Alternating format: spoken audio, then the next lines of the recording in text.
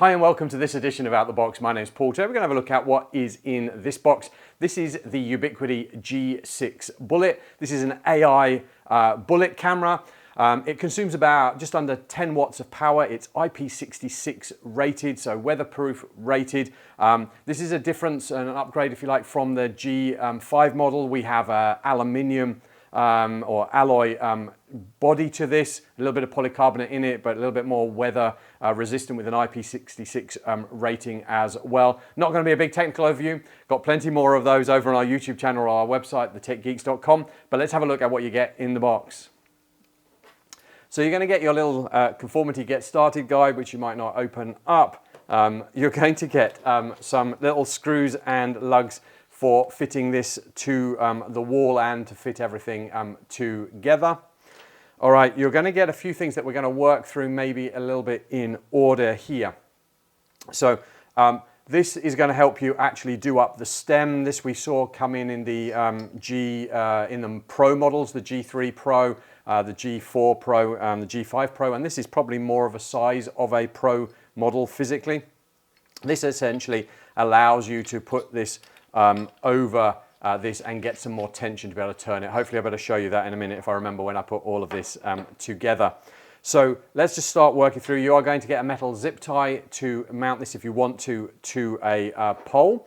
I'll just show you. So you get this back mounting bracket. This is your mounting bracket that is going to go straight onto the wall like this, and then your base stem will fit to it. It has, as you can see, these removable items here. Just where that camera is moving, let's put it there so it doesn't run away. You can pop these out, and then as you can see here, you've got these inlay here for the pipes for a pole. So this would hold to the side, and then you would be able to run your zip tie through those holes there to be able to actually zip tie this all in place, and obviously then using the screws in the small bag be able to bolt that all the way through, and then you'll be able to add your stem on. So we'll show you how that all sort of fits together in a moment.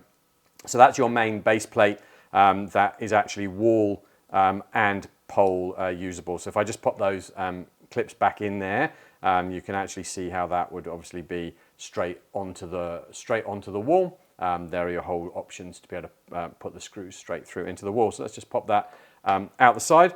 And obviously the zip tie out the way as well. So then we get our base plate here that would have gone on to, you could, if you wanted to, screw this straight to the wall if you preferred. You can see that you have those options there.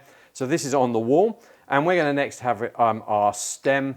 Our stem here will actually, this way around, will actually go onto here and do up. Like I said, to be able to get this nice and tight. So I'll talk to you a bit in a minute about the cable. Then you would have used this to actually lock into those holes there. If I've got this the right way around, I think it's maybe that way around, there we go, and lock in, and that gives us more tension to be able to push that round. So obviously your Ethernet cable will have either come in there, you can see through the bottom, up this way, or it may have come straight through the middle here. So let's just concentrate on that for a moment. Like I said, this is IP66 rated, so how have Ubiquiti got there a little bit more? And we'll look at the main stem of the camera, or the main camera in a moment. This is all alloy, so nice and solid. You'll see on the back of our camera, we've got our Ethernet port and our reset. But we also have this little plastic bung, which is part of our bung setup. And we have these little bungs. Some are solid, so you might have already passed a cable before you terminate it through. Some will have a cut on, or I'm hoping if they're like some of the other Ubiquitis, they aren't. No, often yeah, they do. They have a hole that's already split, so you can put your cable through the middle. So once that's through the middle, obviously you're going to have fed it up through the base, through this hole here, up through the base, up through here, up through the bung, out through here and onto here, and then we basically reconstruct this back this way. So as we push this in, as you can see, it's going to create our more weather-tight seal through there.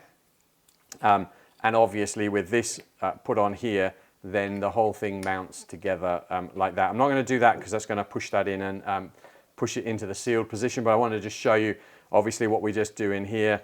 This is going to come up nice and tight.